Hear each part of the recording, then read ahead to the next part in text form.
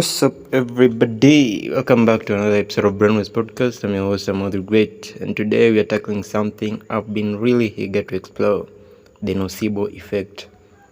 Ever heard of it? Yeah, it's the lesser known cousin of the placebo effect, but it's just as powerful and, dare I say, a little bit darker. Now, we've all heard of the placebo effect, right?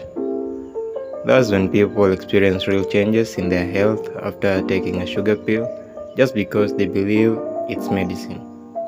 It's mind-blowing, right? But hold up. If you think that's wild, wait until you hear about the nocebo effect.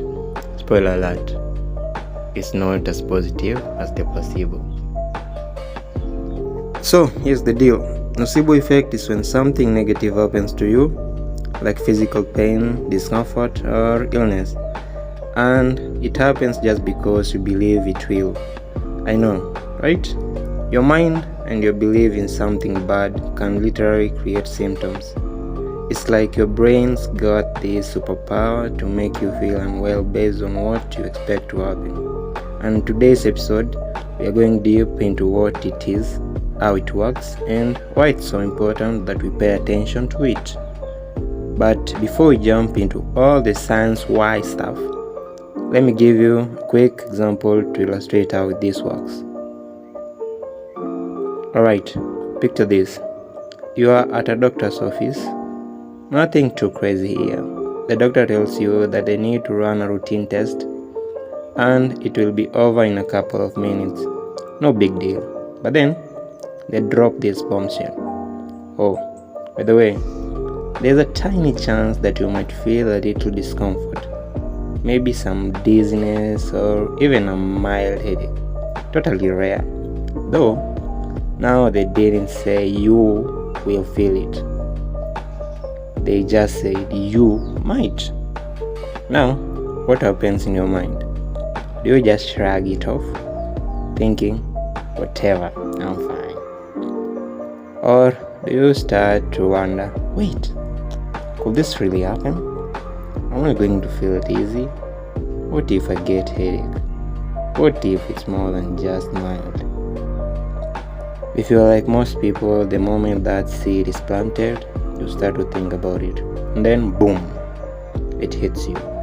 You start feeling these symptoms, a mild headache, some dizziness, and suddenly you're convinced that this test is causing it, even though logically it might just be your mind playing tricks on you. That, my friend, is the nocebo effect in action. It's like your mind has a direct line to your body, and the moment you expect something negative to happen, your body starts to comply.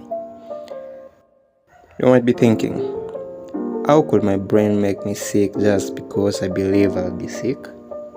Well, the nocebo effect is deeply tied to something called the psychosomatic responses.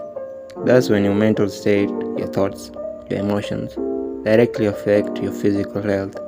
The nocebo effect is essentially the dark twin of the placebo effect. Positive expectations create healing, while negative expectation can create suffering. Let me be clear, the nocebo effect isn't just people faking the symptoms or exaggerating. It's a real psychological process. Studies have shown that people who are told about potential side effects of a medication, even before they take it, are more likely to experience those side effects, even if they're just taking a sugar pill. It's like your mind has this powerful influence over your body that we still don't fully understand. Okay, let's take a step back for a second and think about why this is so important. Imagine this. Every day we are bombarded with information. There are ads, media, social media influences, even our friends and family, all of them telling us what's good for us, what's bad for us, and what we should expect from the world. But what happens when we believe that something is going to be harmful? You've probably heard someone say, I read about this condition online and now I'm convinced I have it. Or maybe you've been in a situation where you've convinced yourself that you're getting sick only to find that your symptoms worsen the more you think about it. Well, this is the nocebo effect operating at full force. One of the most fascinating parts of the nocebo effect is that it shows just how interconnected our mind and body really are. In a world where we tend to think of mind and body as separate, the nocebo effect proves that they are way more connected than we realize. Let me give you another example. Let's say you're about to try a new medication. A doctor gives you the usual spiel. This may cause mild dizziness or nausea, but it's nothing to worry about. Now, if you already have anxiety or fear of the side effects, you might find yourself focusing on those potential symptoms. And guess what? Before you even take the pill, you start feeling lightheaded or nauseous because the brain is expecting this to happen. That's the nocebo effect, the power of negative expectation turning into real physical symptoms. Now, this doesn't happen with medicine. Either it happens in all aspects of our lives. Think about how negative thoughts can affect your performance in school, work, or sports. You've probably had a moment where you were convinced you were going to fail something. And surprise, surprise, you did. The nocebo effect isn't just about physical health, it's about the mental blocks we put on ourselves and how those can manifest in our real life.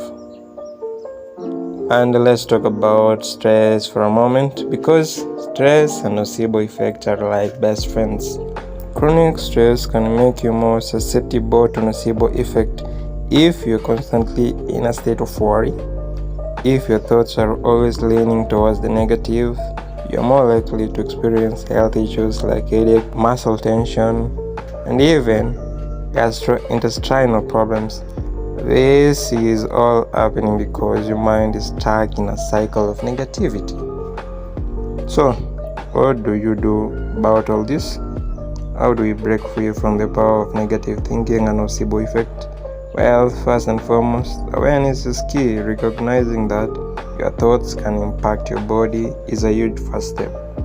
If you're constantly worrying about the what ifs, it's time to start reframing those thoughts and focusing on the possibilities rather than the limitations.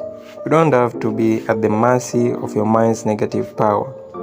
Practice mindfulness, meditation, cognitive behavioral techniques. These tools can help train your mind to focus on positive and to release the fear of the unknown. It might take time, but trust me, breaking free from the nocebo effect is totally possible. Right, folks? I think that's enough for today. The mind is an incredible thing, but as we've seen, it can be both our greatest ally and our greatest adversary. The nocebo effect is a powerful reminder that what we believe can shape what we feel and experience in the world. So, take care of your mind and be mindful of what you expect from your body and the world around you. If you enjoyed today's episode, make sure to hit that subscription button and share it with a friend. I'll catch you next time, where we'll continue unlocking the mysteries of our minds. Until then, remember, your mind is powerful. Use it wisely. Adios.